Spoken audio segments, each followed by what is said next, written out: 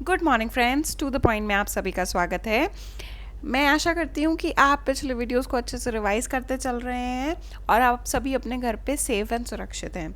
आज के वीडियो की अगर बात करें तो आज के वीडियो में हम करंट अकाउंट और कैपिटल अकाउंट के डिफरेंस को पढ़ेंगे और समझेंगे। अब ये जो यहाँ पे करंट अकाउंट और कैपिटल अकाउंट है, ये बजट में जो हमारा फिस्कल डेफिसिट होता है उसका करंट अकाउंट और कैपिटल अकाउंट नहीं है। करंट अकाउंट और कैपिटल अकाउंट यहाँ पे फॉरेन करेंसी में जो यूज़ होते हैं वो वाले हैं, और इसके बारे में हम पढ़ते हैं कि फॉरेन एक्सचेंज से रिलेटेड करंट अकाउंट और कैपिटल अकाउंट क्या होता है। आइए स्टार्ट करते हैं अपने टॉपिक को करंट अकाउंट से। तो करंट अकाउंट कन्वर्टेबिलिटी क्या होती है? मान लीजिए अगर आपको अपने फॉरेन एक्सचेंज को, मतलब आपने अपनी इंडियन करेंसी को किसी भी फॉरेन करेंसी में बदलवाना है फॉर पेमेंट पर्पस। एक तो होता है किसी जगह पेमेंट करनी है और एक होता है कहीं पे इन्वेस्टमेंट करनी है। तो जब हम अगर अपनी इंडियन करेंसी को किसी फॉरेन करेंसी में बदलवाते हैं पेमेंट पर्पस के लिए, तो उसको कहते हैं करंट अकाउंट कन्वर्टेबिलिटी। और जब हम इंडियन करेंसी को किसी भी फॉरेन करेंसी में एक्सचेंज करवाते हैं किसी इन्वेस्टमेंट पर्पस के लिए, तो उसको कहते हैं कैपिटल अकाउंट कन्वर्टेबिलिटी। और यही नहीं कि सिर्फ इंडियन करेंसी फॉरेन करेंसी में एक्सचेंज करवाते हैं। अगर कोई फॉरेन करेंसी इंडिया में लेके आना चाहते हैं, मतलब फॉरेन करेंसी देके इंडियन करेंसी लेना चाहते हैं, तो उसको भी करंट अकाउंट में और कैपिटल अकाउंट में रिस्पेक्टिवली कवर किया जाता है। ये नहीं कि जब हम सिर्फ इंडियंस ही इंडियन करेंसी को एक्सचेंज कराएंगे, नहीं। जब कोई foreign institutional investor foreign currency को इंडियन करेंसी में कन्वर्ट कराएंगे तो उसको भी हम दो तरीके से क्लासीफाई करते हैं।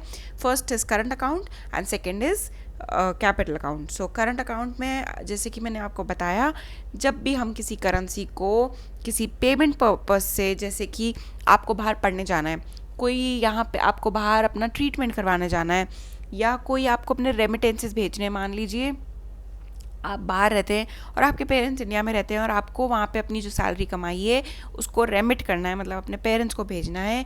तो ये सारी चीज़ें करंट अकाउंट के अंडर आती है। और इंडिया में जो करंट अकाउंट के अंडर कन्वर्टेबिलिटी है वो 100% अलाउड है। मतलब आप जो लिमिट्स डिफाइंड है गवर्नमेंट द्वारा, आप जितने भी पैसे देंगे गवर्नमेंट आपको रिस्ट्रिक्ट नहीं करेगी कि आप $500 तक या $2500 तक ही चेंज कर सकते हैं, नहीं। करंट अकाउंट के अंडर आप जितने भी पैसे देंगे गवर्नमेंट उसको एक्सचेंज करके देगी आपकी मनचाही फॉरेन करेंसी में। ऐसा पहले नहीं था। पहले जब 91 जो हमारा था, जब एलपीजी रिफॉर्म्स आए, उससे पहले जितना भी फॉरेन एक्सचेंज था वो आरबीआई कंट्रोल करती थी और हर चीज़ के लिए आरबीआई से परमिशन लेनी होती थी। मान लीजिए अगर आपको बाहर पढ़ने जाना है और आपको किसी यूनिवर्सिटी की फ़ीस पे करनी है, तो आपको जो परमिशन लेनी है वो आरबीआई से लेनी होगी, क्योंकि बहुत स्ट्रिक्ट रेगुलेशन था आरबीआई का ओवर फॉरेन करेंसी रिजर्व या फॉरेन एक्सचेंज रिजर्व्स के ऊपर। बाद में जब लिबरलाइजेशन कर दिया गया तो आरबीआई ने जो अपना कंट्रोल था फॉरेन एक्सचेंज रिजर्व्स के ऊपर वो थोड़ा सा लूजन अप किया, और तभी जो एक करंट अकाउंट के अंडर कन्वर्टेबिलिटी है उसको 100% अलाउ कर दिया गया। So current account convertibility means ability to convert Indian rupees into foreign currency for educational purpose, trade purpose, availing medical services abroad, sending remittances, accessing foreign currency for travel abroad. बाहर घूमने जाना चाहते हैं तो foreign currency चाहिए, तो आप 100% आप अलाउड है आपको कन्वर्ट कराना अपने पैसे। In India, rupee conversion or current account is fully allowed and there is no restriction on conversion of Indian rupee for current account purpose। किसी भी current account purpose जो ऊपर specified है और भी जो है FEMA के under, Foreign Exchange Management Act के अंडर specified है, वहाँ पे 100% या fully allowed है current account conversion। बात करते हैं अब capital account convertibility। Capital account convertibility stands for conversion of currency for investment purpose. पहले आप क्या कर रहे थे करंट अकाउंट के अंडर? पेमेंट पर्पसेस के लिए। कैपिटल अकाउंट में क्या होता है? As the name suggest, investment purpose के लिए। It is the freedom of foreign investors to purchase Indian financial assets, shares, bonds etcetera, and that of the Indian investors to purchase foreign financial assets. बाहर के investors को भी India में investment करना allowed है, आज़ादी है, और इंडियन इन्वेस्टर्स को भी बाहर जाके फाइनेंशियल असेट्स खरीदने की परमिशन ग्रांटेड है। It involve freedom to invest in financial assets. In India, there is partial account convertibility on capital account, which means there is certain restriction on converting it fully. अगर आपने ध्यान दिया हो तो बहुत सारे ऐसे सेक्टर्स हैं जहाँ पे FDI 100% अलाउड नहीं है, कुछ लिमिटेशंस है, कहीं पे 24% है, कहीं पे 71% है, कहीं पे 50% है। तो इसको, ऐसी सिचुएशन को बोलते हैं पार्शियल अकाउंट कन्वर्टिबिलिटी।